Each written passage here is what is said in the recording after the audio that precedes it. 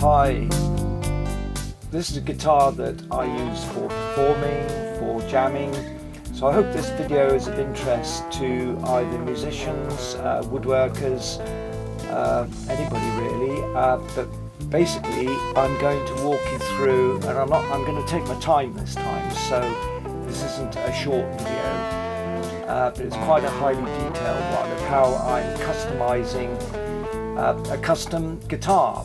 And basically I wanted to achieve a gain or distorted effect without using a separate little box, which, I mean, good though it is, and I've been using my Roland synthesizer. Occasionally when I go busking on the streets I want something a bit compact, so I found a little preamp unit that I could actually wire into the guitar itself. Now let's talk you through this guitar. First of all, I'm taking off the back of the guitar, which is screwed on for obvious reasons. I can mess around with electronics. This is 400-year-old black walnut from London, in contrast to the Brazilian pine plywood I've used. Now here's the wiring, and I've used Graphtec Ghost, I think it's called, pickups.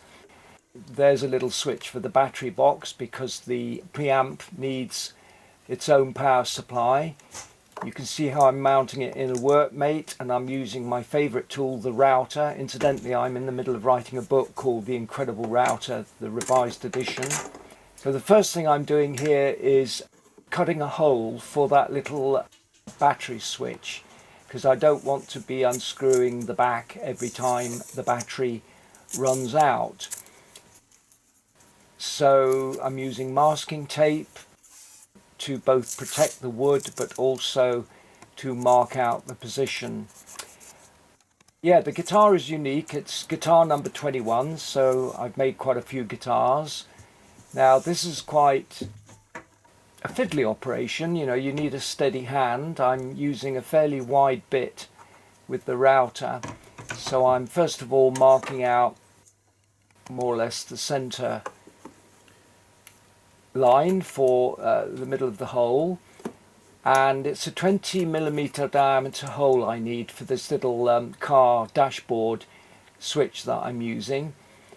And this block of wood is mounted carefully so that it supports the router. I do not want the router moving around, and the masking tape helps reduce the friction between the shiny wood and the surface of the router.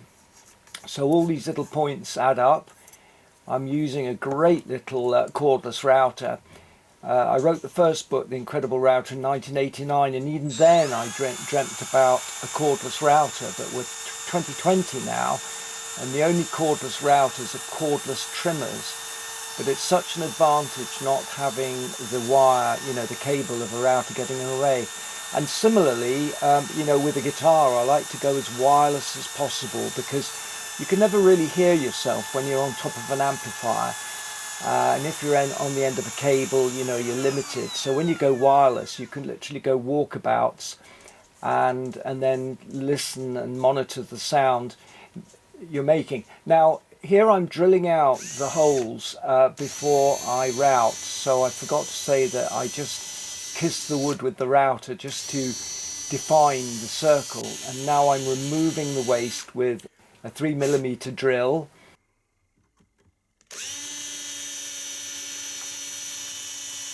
There's the masking tape. You can see very slight burn marks because actually I set the speed too high. If I set the speed slower on the router, it wouldn't burn. So I'm drilling out the waste. That kind of makes the routing action much more efficient. It breaks away. It's quite a fiddly operation. I'm going into the end grain of this plywood. Even though the plywood's a softwood, it's still fairly dense wood. So now I'm very carefully removing the wood. It's got a lovely little LED light, and then I'm squeezing the action using my hand as a vice to gently plunge it through.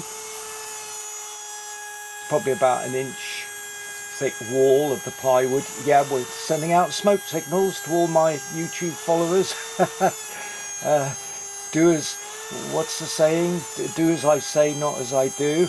Yeah, I set the speed too high. So that's no problem. Just set it at lower speed and you won't set the place on fire. Yeah, there we go. Some nice burn marks, but they don't show and they're not doing any harm.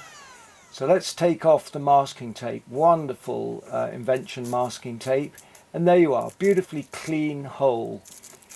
And I just need to adjust it. There are a couple of lugs on the switch that make it a kind of push fit. So I'm very gently teasing it or kissing it with another wonderful cordless tool, a cordless jigsaw. And now let's put the switch in. It's got a little resistor there because the light was shining rather bright before. I had to get somebody to help me with the wiring. I'm not very good at wiring. But there you are, there's the switch. So I'm taking away the protective towel to try and keep the dust down to a minimum. That's the inside of my Jez Bruni acoustic guitar. Electroacoustic, of course. So what's next? Try and protect the wood from scratching. So here's the guitar. There's the battery that's got to be connected. The next thing is to mark the position for the battery box. So I bought this on eBay and it's a really nice little battery box for the 9-volt battery. So again, we use the masking tape for marking out and also protecting the surface of the wood. I mean, I can always revarnish it afterwards if I scratch it. So a little battery box, I mean, it cost about £5 or £6, and you know, it's one of the joys of buying things online. It was either Amazon or eBay. I'm using a biro or a ballpoint pen, far more efficient than a pencil. And I'm using the forgotten what it's called now, not a tri-square, combination square. Yeah, I'm using the combination square to mark out and using it as a parallel guide as well, like a marking gauge, to depict the rectangular slot that I wish to cut out. And there we are. I want it to be a reasonably tight fit. So what's going on now? Always shade waste. And now I'm using a drill to give clearance for the jigsaw blade. So I don't know, that must be a 1/4 inch drill or something, but just enough to get the blade in. Use my little Makita. It's a Makita vacuum cleaner, dust bug, whatever.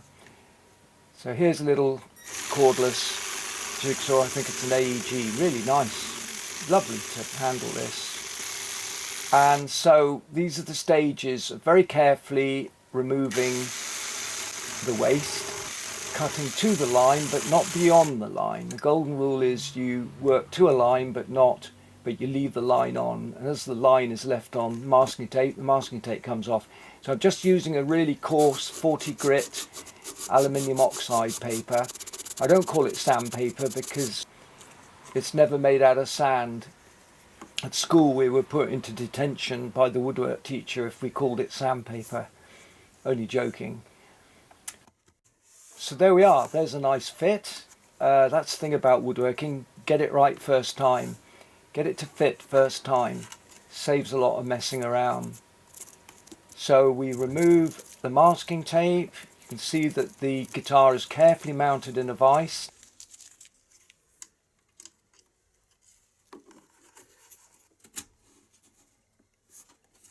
So now what's next?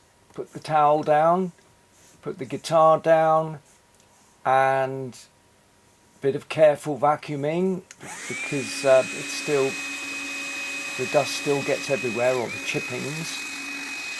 Be very careful to protect those delicate electronics. So now I'm doing a little bit of wiring up. I'm not the world's best electrician, but at least it's all low voltage stuff. And oh my God, have I still got a steady hand after all these years? It's worrying. Wow, is that my steady hand? Crazy. Always used to have a very steady hand. Now I'm using insulating tape to just support these. I mean, it won't be seen, so it'll all be tucked in neatly inside the guitar.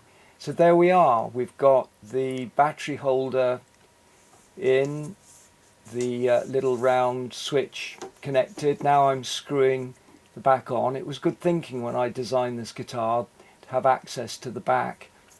And because it uses electronics, the acoustic quality of the guitar or the acoustic properties are not quite so crucial.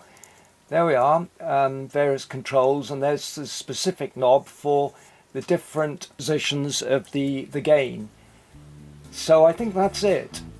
And I'll finish off with a little bit of music which is very Gary Moore inspired, and is the music I used on my highest viewed video called What Can You Do With a Woodworking Router. I think I've got about 2.3 million views, which is quite amazing.